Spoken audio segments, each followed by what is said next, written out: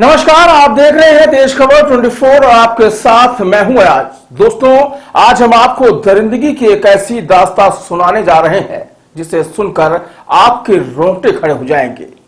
सबसे पहले यह घटना हमें और आपको और हमारे पूरे समाज को सोचने पर मजबूर करती है कि आखिर इंसान हैवान से भी बड़ा हैवान कैसे बन सकता है। आखिर अच्छा खासा इंसान दरिंदा कैसे बन सकता है। क्या इंसान के अंदर हैवानियत इस कदर घर कर चुकी है कि वह इंसान को भी इंसान नहीं समझता। आखिर क्यों हमारे अंदर से इंसानियत, दया, रहम जैसी चीजें खत्म होती जा रही हैं।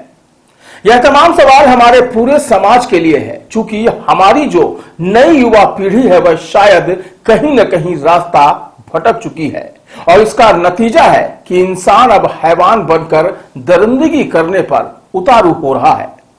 दरअसल आज हम आपको दरिंदगी की जो दास्तां सुनाने जा रहे हैं वह प्रदेश में शांति का टापू कहे जाने वाले रीवा जिले में हुई, जहां एक या दो नहीं बल्कि इंसान रूपी 8 दरिंदों ने मिलकर एक नई नवेली दुल्हन से दरिंदगी की सारी हदें पार कर दी। आप सोच रहे होंगे कि क्या यह सब कुछ आसानी से हो गया होगा। ऐसा हरगिज नहीं, बल्कि दरिंदों ने न सिर्फ इंसानियत को शर्मसार कर दिया बल्कि हैवानियत का रूप धारण कर दरिंदगी की सारी हदें पार करते हुए जानवरों की तरह सलूक भी किया है। तो आइए चलते हैं और जानते हैं दरिंदगी की पूरी दास्तां। देखिए खास रिपोर्ट।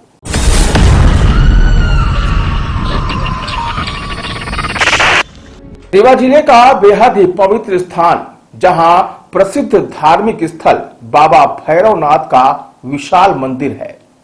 यह स्थल धार्मिक के साथ साथ पर्यटन स्थल के रूप में भी जाना जाता है। यहां जिले के साथ साथ दूर दराज से भी लोग न सिर्फ दर्शन करने आते हैं बल्कि घूमने के लिए भी यहां आते रहते हैं। यहां सब कुछ सामान्य था। रोजाना की तरह कुछ लोग मंदिर में दर्शन करने पहुंच रहे थे तो कुछ पिकनिक मनाने जा रहे थे। तभी आता है 21 अक्टूबर का वह दिन जो एक नवदंपति के लिए बेहद ही काला दिन होता है। 21 अक्टूबर को एक नवदंपति पति पत्नी पिकनिक मनाने पर्यटन स्थल पर पहुंचता है। वह किसी भी अनहोनी से अनजान थे।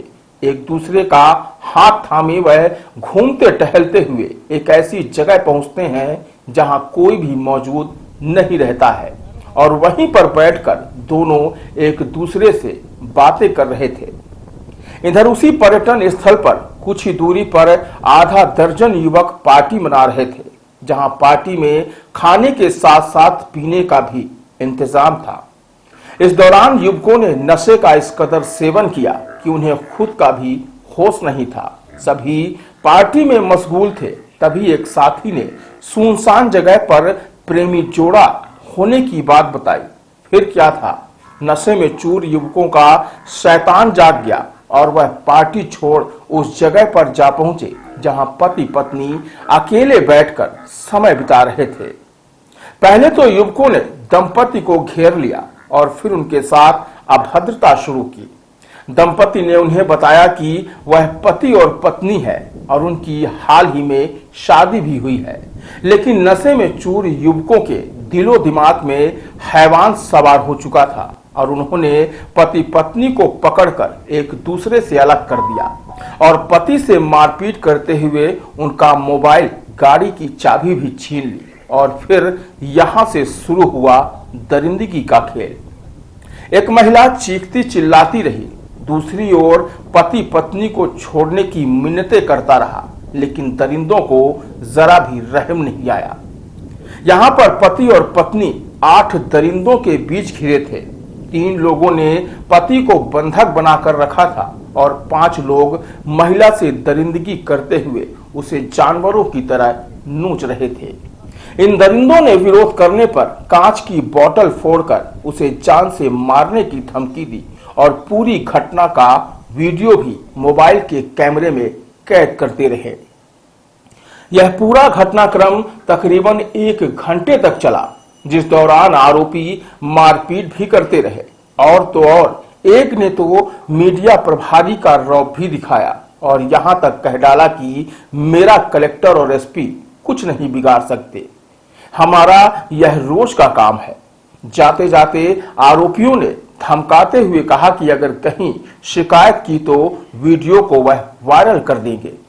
शायद 21 अक्टूबर का दिन दंपति के लिए जीवन का सबसे बुरा और भयावह दिन रहा होगा, जिसे वह शायद चाह कर भी नहीं भुला पाएंगे। इस घटना से पति और पत्नी दोनों इस कदर डरे और सहमे हुए थे कि वह दरिंदों के चंगुल से छूटने के बाद सीधा घर पहुंचे। इधर दरिंदे भी यह सोचकर घर वापस लौट गए कि लोक लाज के डर से वह पुलिस के पास नहीं जाएंगे। फिर भी उन्हें पकड़े जाने का डर था और वह भागने की फिराक में थे। किसी तरह से 21 अक्टूबर की रात गुजरती है। दूसरे दिन 22 अक्टूबर का दिन निकलता है और पूरी रात सोचने, समझने और विचार करने के बाद दंपति पुलिस के पास जाने का फैसला कर थाने पहुंचता है। यहां पुलिस दंपति की शिकायत पर एफआईआर दर्ज कर उन दरिंदों की तलाश शुरू करती है जिन्होंने दरिंदगी की सारी हदें पार की थी। पुलिस इलाके के तकरीबन 300 लोगों को राउंड अप करती है, जिनका पर्यटन स्थल पर रोजाना आना जाना हुआ करता था। पुलिस की यह तरकीब कामयाब होती है और 300 लोगों में 5 संदेही निकलते हैं जो पहले तो खुद को गरीब, मजबूर होने की दुहाई देकर पुलिस को गुमराह करने की कोशिश करते हैं। लेकिन पुलिस आखिरकार उन दरिंदों को ढूंढ निकालती है जिन्होंने वाकई न सिर्फ मानवता को शर्मसार किया बल्कि दरिंदगी की सारी हदें पार की। हालांकि इन दरिंदों की गिरफ्तारी से पहले कई तरह के नए नए मोड़ भी आए, जिसमें आरोपियों द्वारा वारदात से पहले की गई पार्टी का वीडियो वायरल हुआ। वहीं एक वीडियो तो खुद मुख्य आरोपी ने वायरल कर वारदात भी कबूली। इन तमाम वीडियो के बीच पीड़िता ने भी हिम्मत दिखाई और अपनी आप बीती बताते हुए दरिंदगी की पूरी दास्तां बताई। हम लोग भैरव बाबा मंदिर गए दर्शन करने, फिर 4 गुंडे सामने से आ गए, जान से मारने की धमकी दे रहे थे। बता रहा था हम मीडिया प्रभारी की लड़का हन। फिर वो बोला कि तू पुलिस को चाहे जा कर ले, पुलिस हमारा कुछ नहीं कर पाएगी। हम लोग, हमारे साथ 5 लोग थे, 6 लोग किए हैं गलत, वीडियो भी बना रहे थे। हम लोग पुलिस के लगे चाहे चले जा, चाहे कलेक्टर के लगे चले जा, हमको कहना पुलिस हमारा कुछ न कर पाई।